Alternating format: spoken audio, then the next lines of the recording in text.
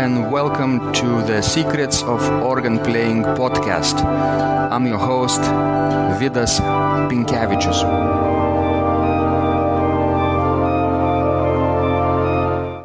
Welcome to Secrets of Organ Playing podcast number 106. Today is Sunday, August 6, 2017, and today's guest is an American organist, Weston Jennings, who is visiting Vilnius and is going to play later tonight a recital in my church, St. John's Church at Vilnius University.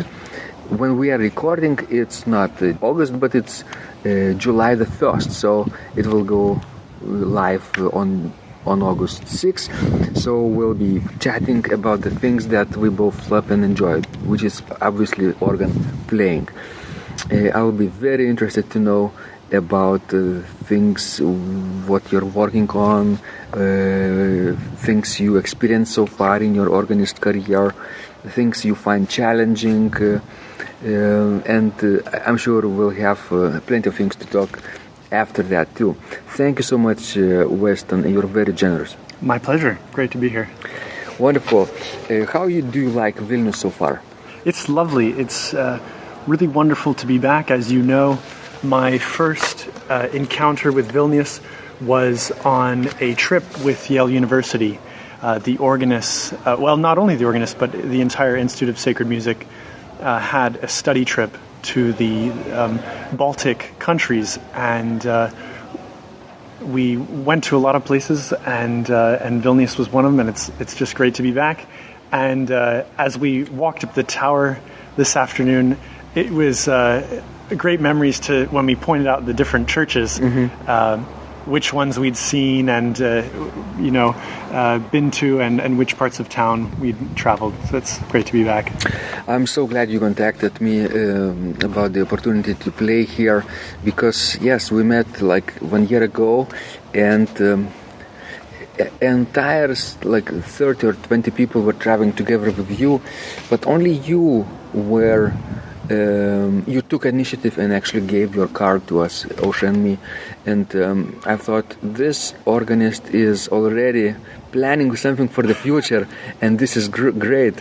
I wish many other people would do the same thing, take or seize the opportunities when they arise, or even see and notice the opportunities when somebody else is not noticing them, like hidden opportunities when you only see the challenges.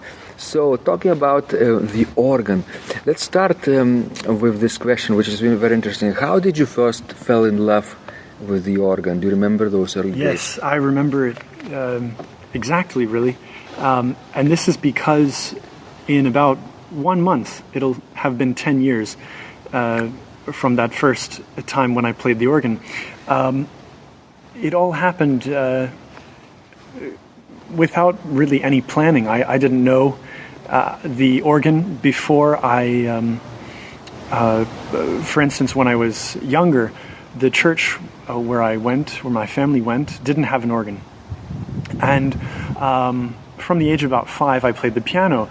And when I was in my early teenage years, I decided that I wanted to take this very seriously. And I went to some summer camps for the organ. For piano. And then I remember for the summer of 2007, I was planning on going to the Interlochen Arts Camp in Michigan. And you have to have a certain number of classes and things to fill out your day there. And I hadn't chosen enough. And so the admissions counselor called, and she said, "You haven't chosen enough. Could I recommend a few?" And there was a music theory course, composition for people who haven't really composed much. And then there was this course called Beginning Organ. And I thought, oh, that sounds rather interesting. And I'll do that. So I got there, and of course that first summer, all of my focus was on piano.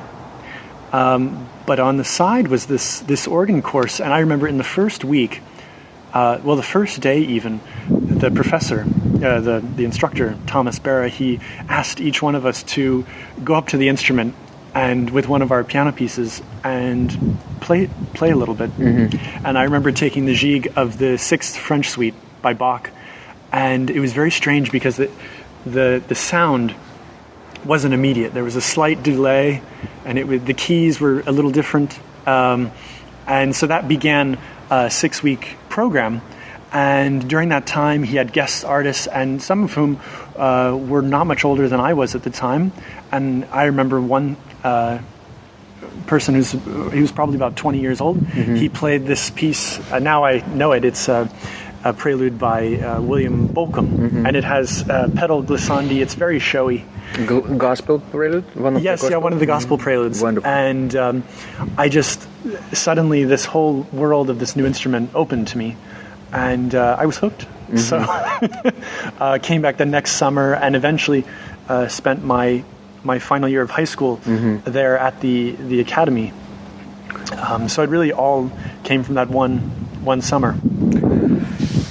It's good that there are such camps, right, like Interlochen and other places where you can go and spend a couple of weeks, among like-minded young people, and get hooked, as you say, and discover new instruments. And this is wonderful.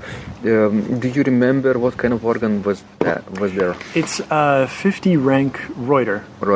In the chapel there, Dendrinos Chapel, and there used to be, I believe, an Aeolian Skinner instrument there, but just a few years before I met this instrument, Reuter built a larger instrument out of some of the older pipe work, and it has a brand new console, and it plays very easily.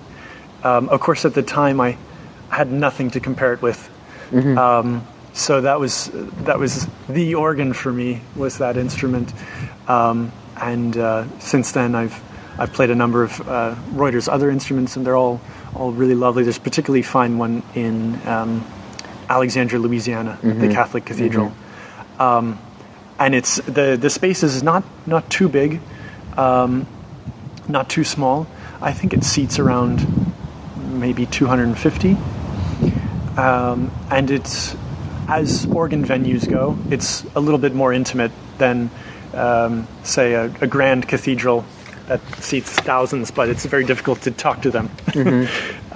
So it's a great place to play, and I'm looking forward to being there again at the end of the month. Wonderful.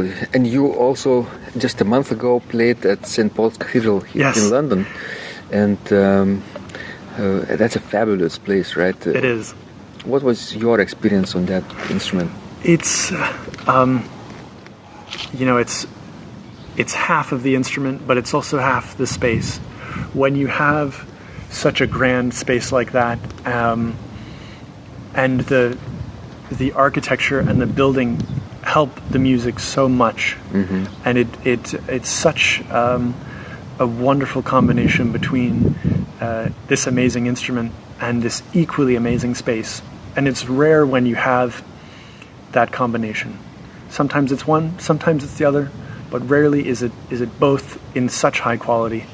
So I was, of course, ecstatic to play there, and played some favorites of mine, and it's just a really it'll be a great memory that I have for many, many years, and I hope it's not the last time there.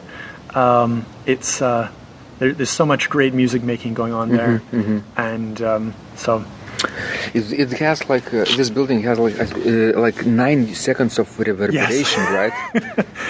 At least it's extremely challenging to play virtuoso music then, it is, right? Yes. And there's this when I was there was there are of course 2 consoles. There's the older console, which is in the chancel, and then there's the dome console.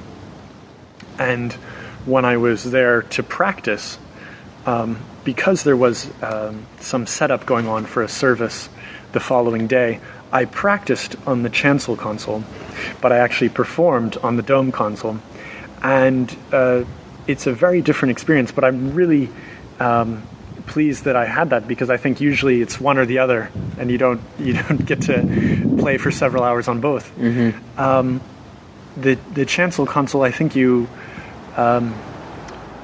there's not as much of the room, so you hear things a little clearer, but what you don't hear is what they're hearing. Right. When you're on the dome console, you get a lot more of the room. Of course, you're directly under the dome, so it's just a different experience. You get a feel, a sense of playing the room, and I think that was very helpful, because I was afraid when I was practicing the chancel console that things that I was being too hasty. If you can't hear the room, then it's likely that you're being too hasty with things and you're not giving them enough time to develop in the room. So I think having a chance at both was helpful to get an idea of maybe what it sounds closer to the pipes and then what it sounds for the audience. Now you started organ playing back in 2007, right? Yes. And now 2017. In 10 years, you managed to play one of the most spectacular organs in the world, right? St. Paul's Cathedral. When you first started playing in Interlochen, did you ever dream of going to London, or was it like a later thought? I think it must have been a later thought, because I think one of the first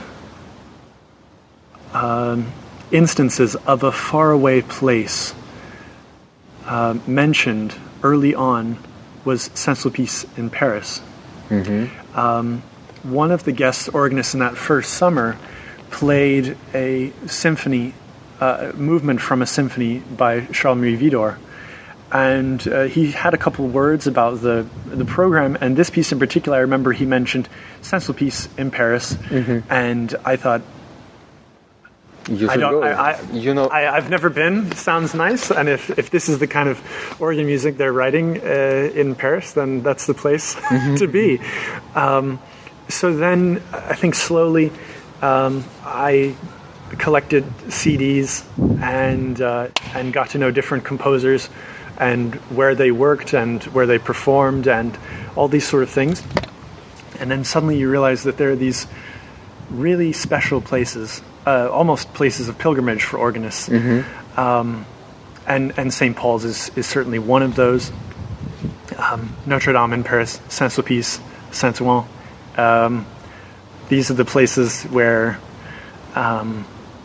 organists are just, they love these places. Right. Or in America with the Wanamakers, which is now in Macy's. These are all really special places. And then I started to realize how different each organ is. When we consider on one end of the spectrum the Italian Baroque organ in Rochester, New York, in the Art Gallery, that's a one manual instrument. The pedals are they're very simple. It's not a full pedal board. It's nothing like a modern and then when you go on the other end of the spectrum, perhaps St. Paul's, or also another mammoth instrument is the Anglican Cathedral in Liverpool. When you consider that those instruments have so many pipes, so many manuals, so many pedals, divisions under expression, that there's just this amazing range, and that's part of the fun is seeing these different places. So, yeah, I think at first I had no idea. But certainly St. Paul's is one of the first places that you realize as a young organist that that's a place I'd really like to visit. To become an organist like you are today, probably you need some mentors, right? You would not be able to do this on your own, right? You need some mentors, teachers, coaches, right? People who can push you, who can motivate you, things like that. What were some of the most significant mentors for you so far? Well, certainly my first organ teacher in Interlochen. I, owe it really all to him from those initial lessons. And then I wanted to model myself in some ways after what he had done, because he's very successful, and I still am. Love his playing, and so I thought, well, where did he go to school? Who were his mentors? And one of his mentors was David Higgs at the Eastman School of Music in Rochester, New York. And so when it was time to audition and to look at various schools in the United States, Eastman already from the beginning had a really high place in my mind. And I had 4 really wonderful years there, and really learned a lot from everyone on the faculty. Hans Davidson, William Porter, and in my last year, there were 2 visiting professors, Eduardo Blatti and Michel Bouvard. And so also learning from the community. It's a very large organ department, and you get a sense of, when you have 30, 35 different students from, they could be freshmen to doctoral candidates, you get a wide range of viewpoints and ways of doing things, and we had all come from various backgrounds, so it's just a really great community in that way. And then I had a number of mentors in England, one of whom was William McVicker, who's the organ curator at the Royal Festival Hall. And actually just saw him last week, and he's such a fount of knowledge about so many things that deal with either organists, organ playing, organ building. So it's always great to have a chance to sort of speak with him and see how he's doing and what he's working on. He's always working on very, very interesting projects with these instruments. A lot of times nobody's even heard of, but it might be some fantastic Willis instrument that's laid dormant for a little bit, and now somebody's found some money to restore it and bring it back to shape. And then just recently spent 2 years at the Yale School of Music, and my mentor there was Professor Thomas Murray. And Professor Murray is very nurturing in terms of guiding his students, and he really, you can tell that he really cares, and that he's always listening to what we might want to do and what our aspirations and goals are, but offering really helpful feedback and giving us new ways of thinking of things. And it might be something simple and something you might expect, like a way of registering a piece that you hadn't thought of before. Or it might be maybe something in your career that you hadn't thought of, that you might be best for you to consider doing something another way. And he's of course known for playing on these grand symphonic instruments, and of course there's Wolsey Hall there, the E.M. Skinner organ. So I can't think of anyone better really to get an idea of how to play those instruments than from Tom Murray. Fantastic. And Martin Jean, did you yes studied with him personally, or just generally? Just generally. I think probably on the organist trip last year is when I got to know him a little bit better and learn a little bit more about his approach to instruments and to all those sort of things. But I never studied with him personally. But it's a great dynamic there at Yale between the 2 professors, and it's a smaller studio, I think about 12. And the students are divided between the 2 professors, and so it's very different in that sense. But also, being an undergrad is different from being a graduate student. So it was nice to have a change of pace and a different dynamic. So wonderful. I think you have a great start, which is really promising. When Osha and I met you one year ago, last year, we saw something in you that my thought we'll be seeing you one more time, at least once here in Vilnius, because really it stuck. The first impression was that you stood out from this entire group, not necessarily because of giving the card to us. There were other people whom we connected and communicated with, really great students, and we listened to them play.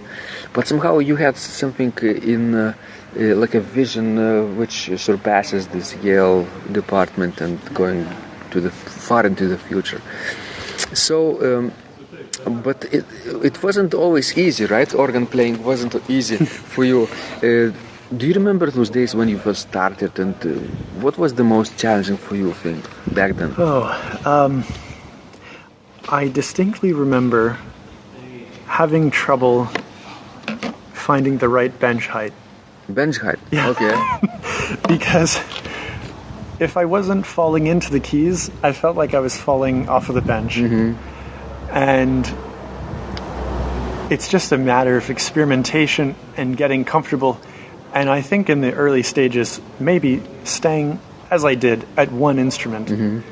and trying very hard to get comfortable with that one instrument. And when you're comfortable with one, then maybe move on to something similar. But I remember, lowering the bench a little bit, or making it a little bit higher, or moving the actual bench further back, or mm-hmm. moving it forward.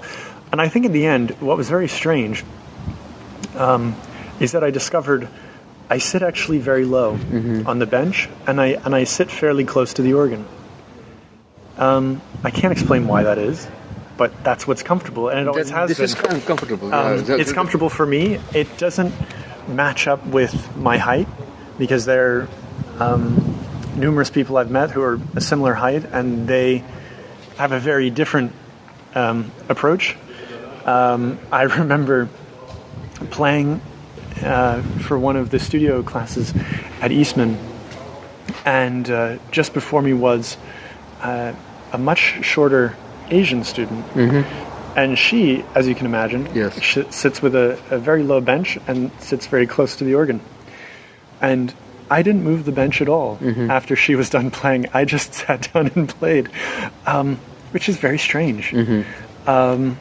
But it works. So your abdominal muscles must be very well developed then, right? Because when you sit low, you have to tense your yes. Your muscles, right, and your legs. Yeah. So that could be. Also, maybe it had to do something with the sitting at the piano, mm-hmm. and how close I felt was comfortable being to the keys. Mm-hmm. That may have also had something to do with it. So it's probably a number of factors, but luckily now I can adjust the bench very quickly and just get on with things. And that's, after years of going around to various instruments and having different experiences at each one, you realize, okay, this is comfortable. Mm-hmm. And even sometimes, with organ benches, particularly on historic instruments that aren't adjustable, mm-hmm. that can sometimes be more tricky. But still, there's always a way of adjusting it so that you're comfortable.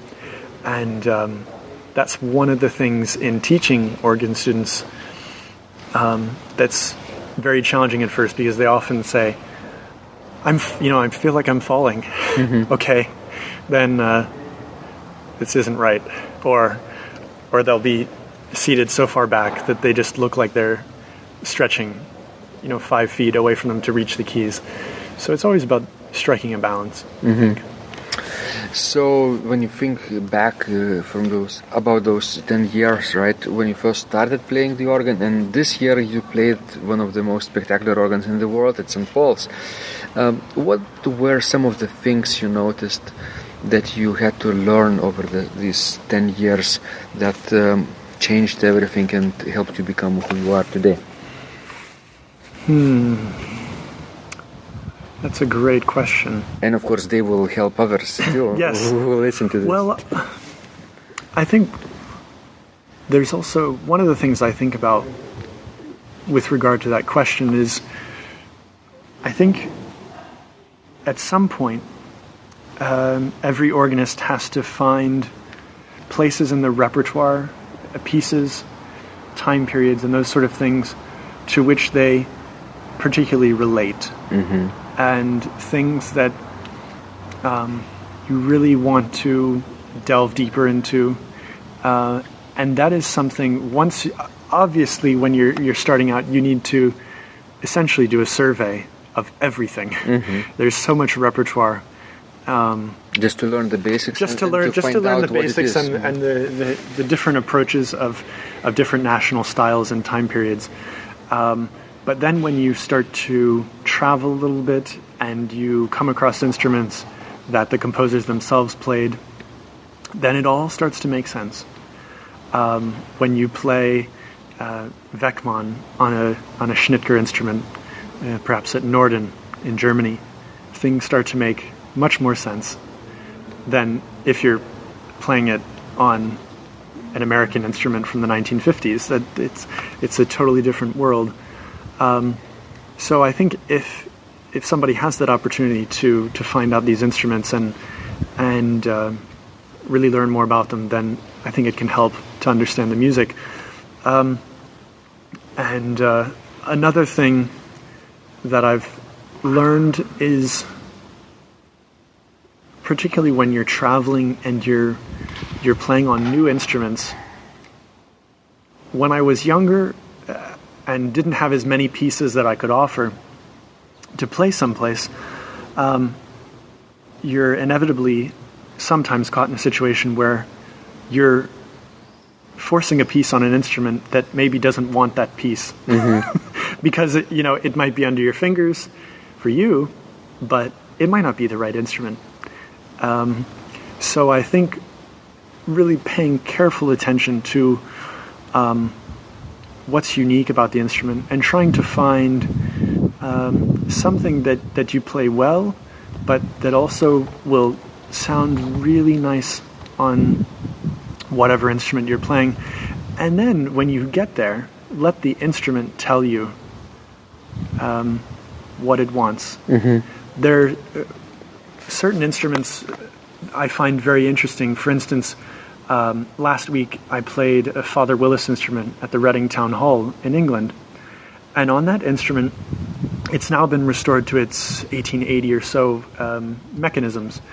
And it doesn't have any pistons, but it has these composition pedals. And you can't change these. These were set by the builder. And it's very interesting when they're in order of softest to loudest. And when you put down the first one, you get an idea of, that's what they thought was a good sound for piano. And then you go through and you can almost sort of pick the brain of the organ builder and get an idea of how they combine the stops. And you can learn from that. And then when you're setting up your own pieces, you probably won't stray too far from that. So yeah, really letting the instrument tell you what it wants and listening to the instrument. On a lot of instruments, let's say you want a full sound. If you add certain 8-foot sounds or certain 4-foot stops, they just take wind and they don't actually add any character. They don't add anything to the sound. They just take more wind from it, and you're then if you're playing quickly, then the organ sounds like it's wheezing. So you have to really listen and think: do I need this stop? And is it necessary for the sound that you want? Really great idea to listen to the instrument and apply that knowledge, right? That insight to other situations when you travel, right? When you feel this ideal sound, ideal registration, and then you transfer to another situation where the organ might be different, but you have this ideal sound in your head already from the memory, and you just have to adapt probably. Oh, interesting. So how is Vilnius organ helping you to adapt tonight? It's everything is I think working really well, and with this instrument in particular, of course, you also have this space, and in America we don't have a lot of these spaces. It's slightly different. American organists are always spoiled a little bit coming over to Europe, because more often than not the space is more generous, and that's a lot of fun. But there are a lot of really lovely sounds. I'm beginning the concert with Mendelssohn's Third Sonata, and I had to really take my time figuring out things, because there's so many great options. There were a lot of different ways that you can register that piece on this instrument, a lot of colorful sounds, and also another piece that I'm really looking forward to on the program is Arvo Pärt's Annum per Annum, and he calls for very unorthodox sounds, and with most instruments you have to do a little bit of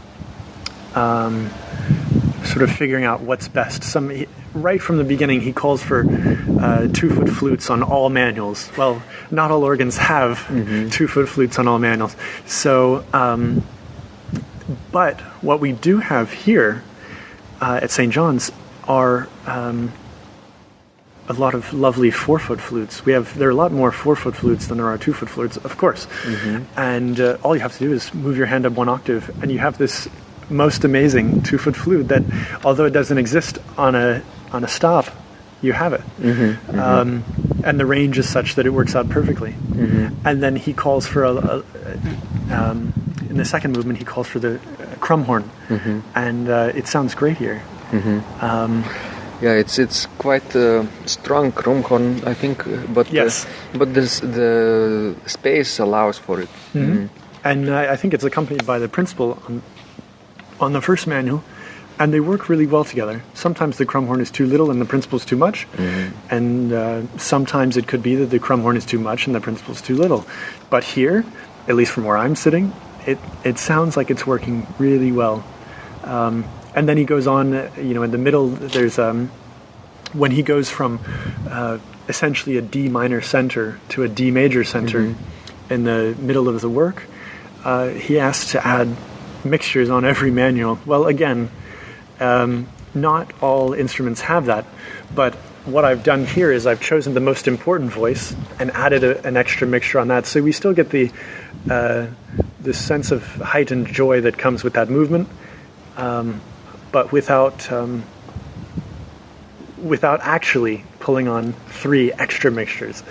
So it works just as well. And later this afternoon, we're going to try with the opening, which of course is very special because you play these very loud chords and just repeated chords, and then someone turns off the organ.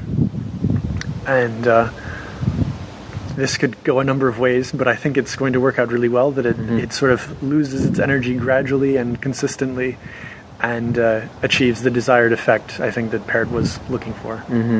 Yeah, this piece, I think I've heard this piece performed in this space at least once, and it seems like this instrument might accommodate a composer's idea as well. Wonderful. So a lot of things to think about tonight, right? And we are getting ready, right, for the final run through. And I will be assisting you, turning the pages and helping you with the registration. So I hope our listeners will enjoy downstairs, of course. Listeners enjoy this recital.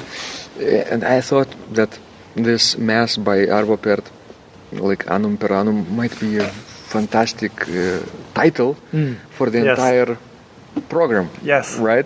So I took the liberty of naming your entire program Annum per Annum, which is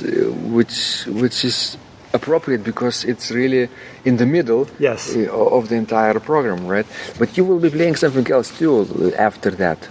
Yes. After that, I'm playing.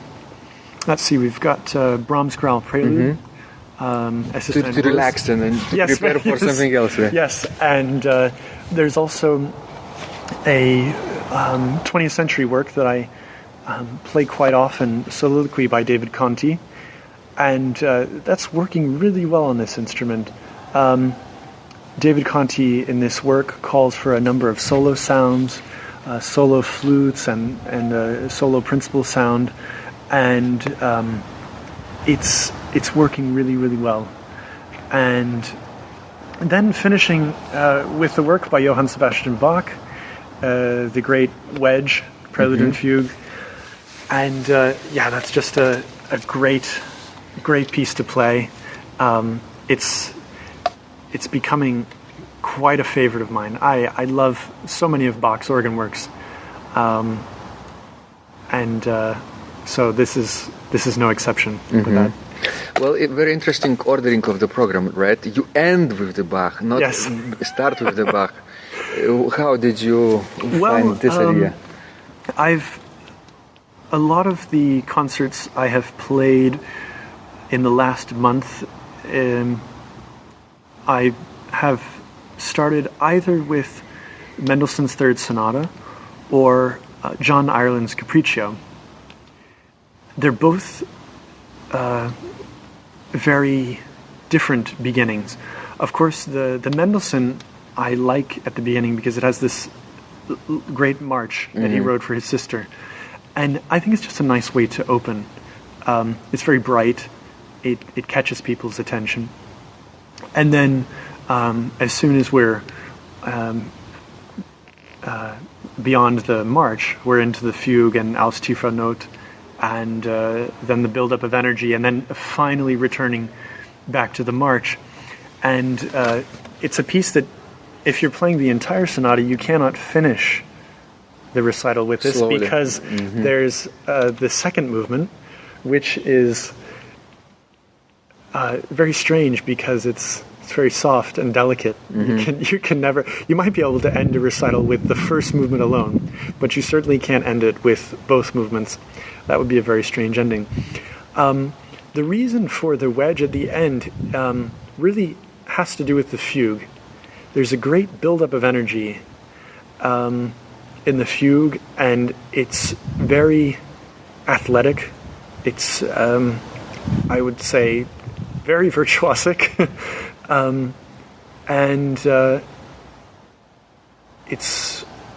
It really captures the end very well. Of course, you have to save some energy for the end, but that's fine. That's on me, not on the listener. And it's just sort of a great final word, so to say. And it's always great to have Bach on the program because, well, let's face it, it's hard to find another composer like Bach who would be more impressive to people who will be listening to you, right? Yes. Yeah. So wonderful. Let's go now and practice some of the registration changes with you. But before we end, where will we be playing next, for example? My next recital will be at the Interlochen Center for the Arts. Oh, you're coming back to your alma mater. Yes, almost exactly 10 years to the day. That's going to be at the end of July. I think it's possibly July 28th or 30th. It's a Sunday, whichever one that is. So when our podcast conversation goes live, you will be... Yes, I will have already played. But the next recital after that will be in Tyler, Texas at First Presbyterian Church, I think September 10th. And that'll be the first recital, I hope, of many at that church, as I'm their new director of music and organist. Fantastic. So I hope your new congregation will appreciate your skills, your gifts and generosity that you will be providing for years to come, right? And I hope you will develop or expand their current musical program there and share those gifts with people. Wonderful. So let's go now to the church. But before we end, could you give our listeners a link where they could contact you, say hello, feedback, and maybe find out more about you and your work? Of course. So www.westonjennings.com is probably the easiest place to find me. On there you'll find in the top right-hand corner where you can sign up for my newsletter, which I send out every couple of months with various things that I'm doing.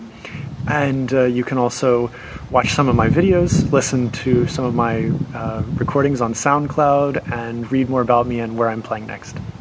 Fantastic. Thank you so much, Weston. Thank you. It was a pleasure talking to you. It was fun. We should do this more often. Yes, likewise. Thank you.